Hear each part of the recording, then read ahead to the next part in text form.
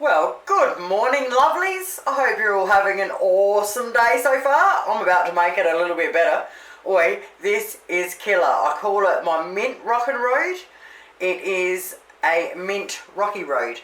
So I do an original rocky road, and I'll put the video at the end for you guys that haven't seen it yet. And it tastes like exactly like it used to years and years and years ago. So my boys won't eat rocky road. They don't like Turkish delight.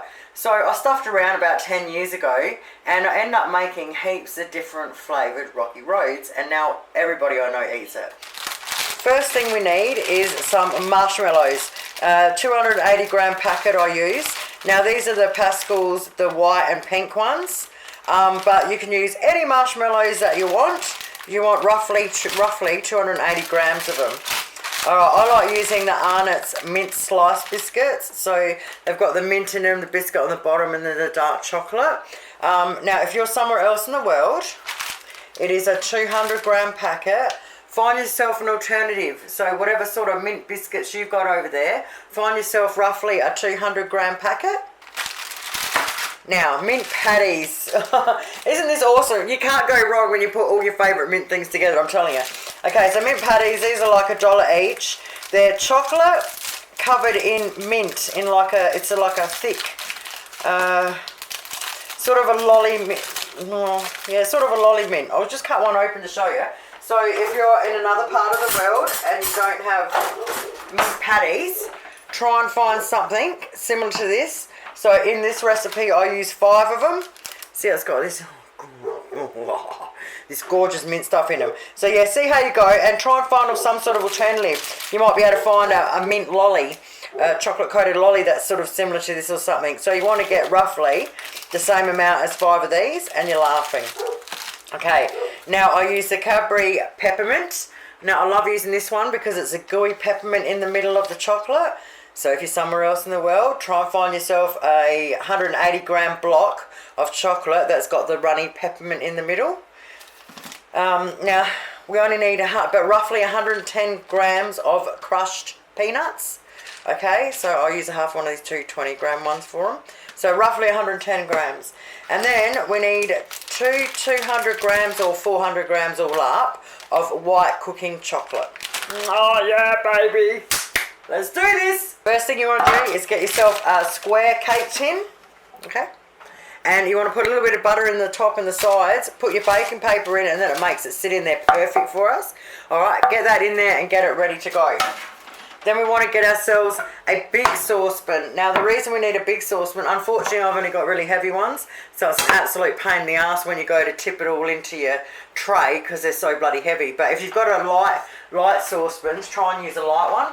But you need something nice and big, because once we've melted our chocolate in there, we're going to tip all our stuff in, and we need to mix it really well, really quick. And the bigger the saucepan, the better. So just get your big saucepan, get your white chocolate, chuck her in the bottom. Doesn't matter what sort, whether it's blocked, whether it's, you know, these, whether it's the other bud ones, it doesn't matter. Chocolate's chocolate, it all melts. Alright, and then we're going to sit that on the stove top and leave that there until we're ready to go. Now the next thing we're going to do is just pull apart all our packets and open everything up. So I'll get all these ready, and then I'll put the nuts in a bowl, and we're ready to rock and roll. Alright, first thing we need to do is get a decent sized bowl to put everything in. Alright, have that sitting aside there. Now the first thing we do is I've roughly divided everything up into thirds, because I want to do it in lots of 3. So we do everything first, put it in, next layer, next layer. That way when you mix it all up, it's really, really even. Well, evener than if you just dumped everything in at once. So there's only a couple of little tricks that I like to do anyway. With the marshmallows, I like to cut them in half and get the sticky part, dip it in the peanuts like a saw. That way, when you mix them all together, all the marshmallows don't stick together because they're sticky, do you know what I mean? And you don't have big chunks of marshmallow everywhere. So into the nuts, press them in there, into the bowl. So we want to do a third of the marshmallows first. Next thing you do is we get a third of our mint patties, and I like to just cut them into smallish pieces, like, you know, this sort of size. Okay, chuck them in. Lay them over the top. Then we get a third of our chocolate, just break the squares up and put them in over the top.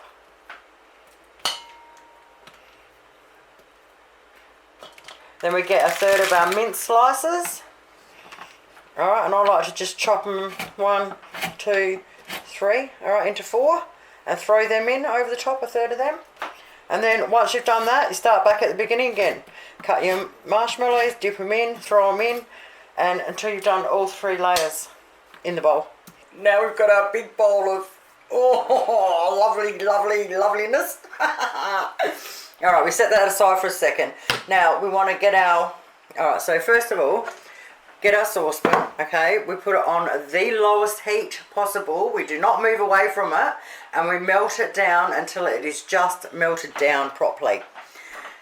Okay, but before you put that on, make sure we've got our container ready to go.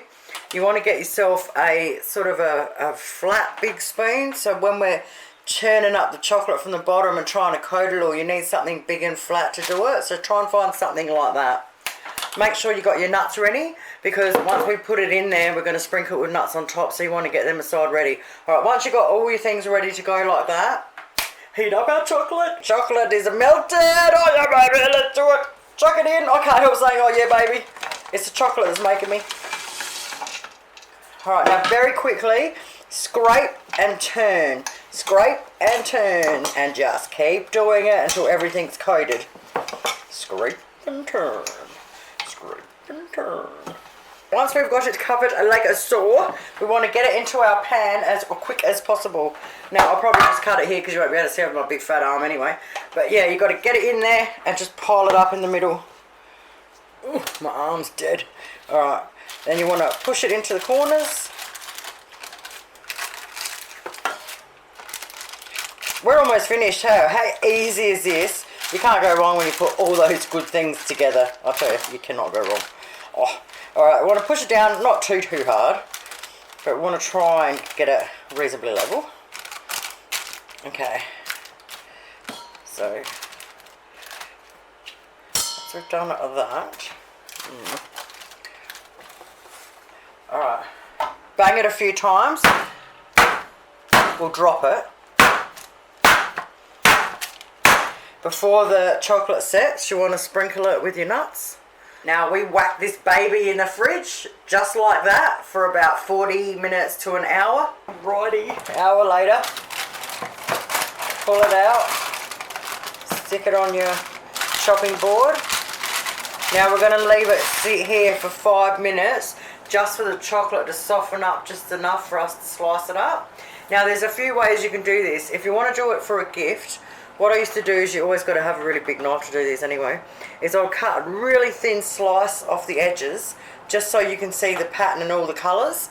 Then I would wrap it in Glad wrap, then wrap it in cellophane and put some ribbon on it, and you've got a gorgeous gift for someone. Oh yeah, baby, getting close to eating it now. Okay, 5 minutes later. So I'm going to roughly work out where the middle is, put an indent in it, and get ready. Use a bit of muscle.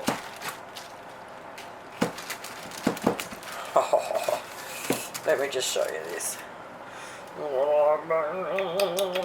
Alright, so, and then I cut them in half again into 4 big bars. So what you do now is I would wrap these all separately in Glad wrap and chuck them in the fridge. They last up to a month. Alright, so I'll chuck each bar, wrap each bar separately in Glad wrap. In the fridge it goes, and then when you want to go to serve it up, you slice it up this way, all on a bowl or a plate. Yum. Boom. There you have it, my friends. Oh, mint rockin' road. Give this one a crack. You're absolutely going to love it. It's a real winner. Take it easy. You know me. I'll be back. See yas.